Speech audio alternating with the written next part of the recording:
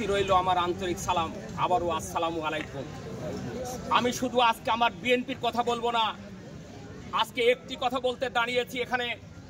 সেই কথা হচ্ছে আওয়ামী লীগ ভাইদের ওপর। আওয়ামী লীগ ভাই, আপনারা জানেন আপনার যে হাসিনা, স্বৈরাচারী হাসিনা বাংলাদেশ থেকে আপনাদেরকে ফেলে বারবার একে একে 3 বার পলায়ন করেছে। আপনাদের কোনো খোঁজ নাই।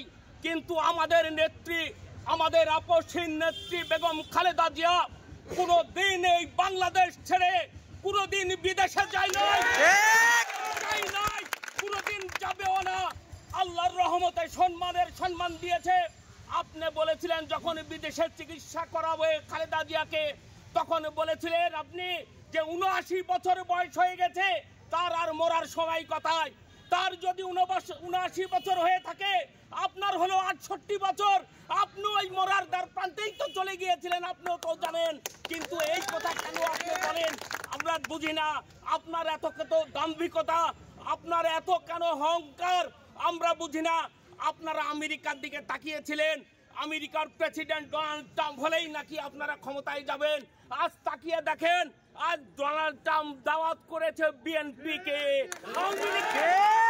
বিএনপিকে দাওয়াত করেছে। সেই দাওয়াতের সাথে আমাদের ফখরুল ইসলাম আলমগীর, আমাদের আমির খসরু মাহমুদ চৌধুরী, আমাদের জাইমা রহমান, এই 3 জন দাওয়াতে যাবে। তাই বলি মাঝে মাঝে একটি করে লিফলেট বিতরণ করে এই দেশকে অশান্তি করিবেন না। এই অশান্তি করলে নবাবগঞ্জে দেখেছেন যে এই 2-1 জনকে গাছের সাথে বেঁধে রেখে মেরে তাদেরকে লিফলেট সহ থানায় চালান ধরিয়ে দিয়েছে। আমরা তাই করব। আপনাদেরকে আমরা বলবো, আপনারা যখন আমাদেরকে ডাকবেন ইনশাআল্লাহ আমরা তখনই আপনাদের ডাকে সাড়া দিব। আমরা আপনাদের কাছে যে গিয়ে দাঁড়াবো। আমরা কোনো নেতারাই, আমরা এই বিএনপির ক্ষুদ্র কর্মী হিসাবে বলতে চাই, যদি 16 তারিখে আপনারা সবাই সজাগ থাকবেন।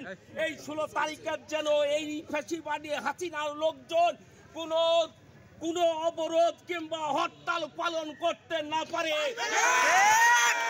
হতে না পারে। আমি সর্বশেষে বলবো, আমাদের অনেক সময় এখনো অনেক নেতৃবৃন্দ ভাষণ দিবে। আপনারা সবাই ভালো থাকবেন। শেষ সময় আপনাদের সকলের পরিবার বর্গ যেন ভালো থাকে, আমাদের খালেদার যেন চিকিৎসায় ভালো হয়ে যায়, এই আশা, এই আকাঙ্ক্ষা রেখে আমি আমার সংক্ষিপ্ত বক্তব্য শুরু করছি।